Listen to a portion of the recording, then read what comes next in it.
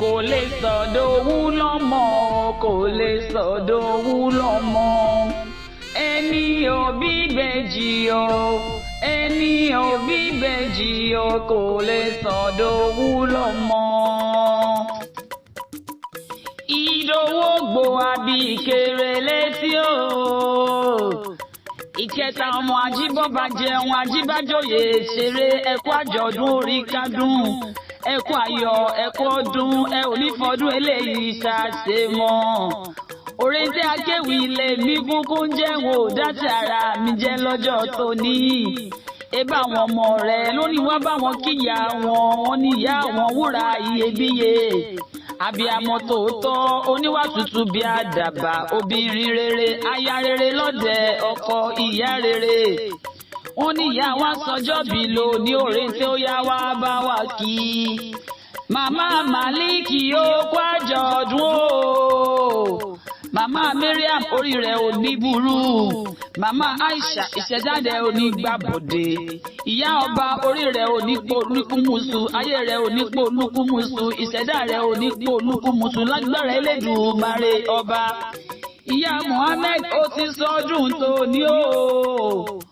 Òní fọdún eléyìí ṣàṣemọ orógbó ajẹ́ ògbó obì àbíkú dànù agbárùn dànù fún ọ lágbára Elédùmarè ọba dání wáyé. Ayádékúnlé máa gbọ́ o. Ìdòwú ògbó èṣù lẹ́yìn ìbejì tí kì í gba rẹ́dẹ̀rẹ́dẹ̀ máa gbóhùn ẹnu mi. Àwọn ọmọ rẹ̀ ní ń kí ọ wọ́n ní ń kí ọ wọ́n ní ń kí ọ bí ológun ẹrú o. Ọmọ akinmorin wọ́n ní ń kí ọ bí ọlọ́gbọ̀n ìwọ̀fà. Màlíkì ní ń kí ọ Muhammed ní ń kí ọ Mariam ní ń kí ọ ọba ní ń kí ọ wọ́n ní ń kí ọ bí ẹlẹ́gbẹ̀rún ọ̀kẹ́. Aisha ní bá ọdẹ́lẹ̀ bàbá tó bí ọlọ́mọ. Àṣàdọ́lẹ̀ ò gbé ọmọ akinmorin alágbára ní bá bàbá yín gbé. Omi ọba àtomi ọlọ́yẹ́ òun ṣàlómi tí wọ́n mú nílé akinmorin nílé àwọn bàbá rẹ̀. Àṣàdọ́lẹ̀ ò gbé ibi gbogbo ló ń gbà lágbára. Èèyàn tí ó jákì kò lè bá wa gbé mọ́rin nílé àwọn bàbá rẹ̀. Ọmọ apá kan ọba ọmọ àgbẹ̀ tí ó gbóyà kò lè sọ̀gbìn. Ọmọ akin nílé ọmọ akin lóde ọmọ aṣàfíjú ṣakin kékeré yín akin ni àgbà yín akin ni ọkùnrin yín akin ni obìnrin akin ni.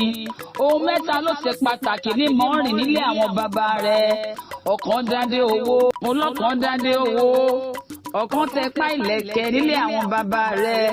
Ẹ̀kẹta ló dá sányán bora ọmọ aládé ńlá. I've got too many reasons to give you praise, oh God. You are good. Too many reasons to give you praise, oh God. You are good. Oh, I've got too many reasons to give you praise, oh God. You are good. Too many reasons to give you praise, oh God. You are good. You're the reason I'm alive. The very air I breathe. Ìyálájé ìran àtẹlẹsẹ̀ abẹnàwò gbogbo ẹni tó bá wá ní ọmọbọ lò ní dé bánlé. Happy birthday to you wúrà wa.